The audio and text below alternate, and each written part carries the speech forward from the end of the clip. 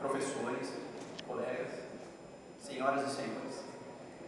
Antes de mais nada, agradeço pela honrosa responsabilidade a qual me foi delegado para a noite de hoje. É difícil coisas que todos possam entender, não apenas o elenco principal dessa grande festa.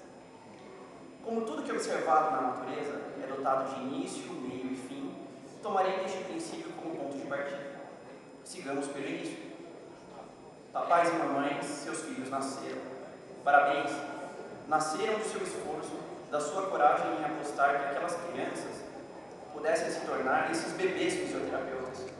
Pois é, fisioterapeuta, profissional de saúde com formação acadêmica superior, habilitado à construção do diagnóstico dos distúrbios cinético-funcionais, a prescrição das condutas fisioterapêuticas, sua ordenação e indução do paciente, bem como o acompanhamento da evolução do quadro funcional e a sua alta. E do que nos valeria tudo isso sem a capacidade que nos proporcionaram em aprender a amar nosso próximo e a ele fazer o bem? Do que seria essa imensa capacidade de lidar com quadros álgicos e patológicos se não fosse a sábia e determinada astúcia de nossos professores que pacientemente insistiam que entendêssemos tudo, até mesmo aqueles das disciplinas que menos nos dedicamos?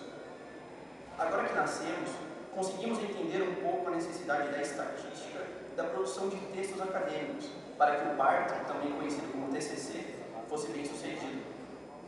Nesse mundo de verdade, de gente grande, tem a tal ética pela qual juramos e deveremos honrar nossa profissão. E para não deixar Platão de fora, eu desejo a esses pequenos príncipes e princesas que quebrem o mito da caverna e vejam a fisioterapia como um imenso e misterioso oceano a ser desvendado. Agora chegamos ao meio. Dotados de muita energia, muita vontade, muita fome em descobrir coisas novas, migrávamos para as mesas do pátio, pois para gastar essa energia nada melhor que conversar bastante. Para a fome, tínhamos as benditas batatas fritas.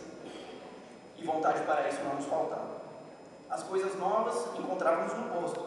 Eu, pelo menos, fui apresentado a uma tal batida de amendoim. Mas vou deixar isso de lado. Desculpa aí, turma, mas eu tinha que falar isso. Mas o desenrolar não foi apenas com novidades de ínfima importância. Fizemos amizades, percebemos que não bastava simplesmente estar ali. Tínhamos que estudar, descobrimos vocações, aprendemos que cada área da fisioterapia tem uma exigência diferente e passamos a fazer nossas escolhas de acordo com o que nos soava com mais fluidez. Houve brigas, grupos se dissolveram, outros se formaram e mesmo assim estávamos lá, correndo lado a lado para chegarmos até aqui. Descobrimos que para muito mais bastava muito menos. Foram 4 anos que muitos de nós convivemos mais com o pessoal da faculdade do que com a família, e essa nos incentivou e nos deu a força que não pensávamos ser capazes. Partindo da ideia inicial, que para tudo existe início, meio e fim, e que já falei dos 2 primeiros, está na hora de falar do fim, daquele fim que nos determinou escolher a fisioterapia. Para uns, o fim do colegial, o fim de uma vida sem diploma, o fim dos pais pesando na orelha. Não importa em qual fim cada um de nós se encaixe, mas a finalidade de nossas escolhas.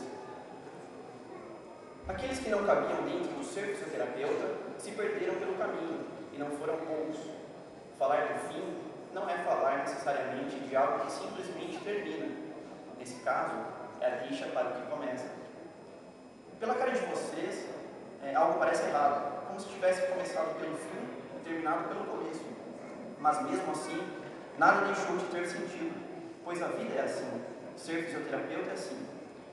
Cada paciente tem seu tratamento, cada tratamento tem um objetivo.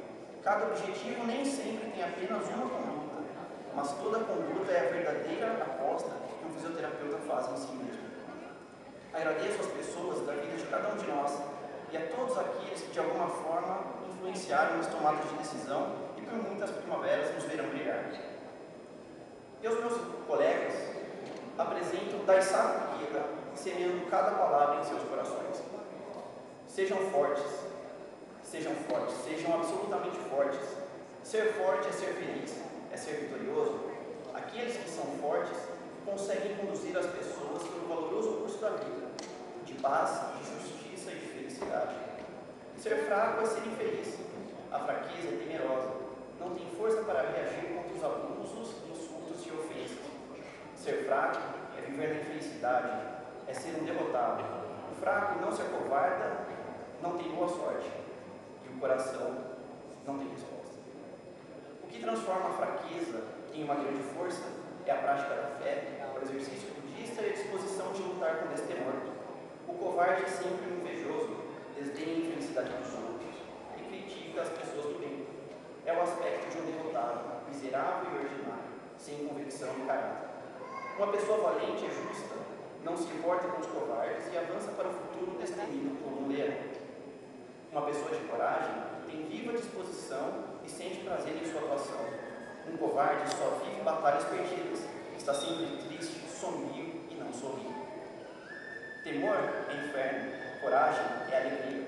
Jamais se esqueçam, somente a devoção da prática da fé é a fonte que os transforma em bravos guerreiros da vida. Com esse valente espírito, vamos coroar a nossa vida com justiça, coragem e vitórias. Obrigado.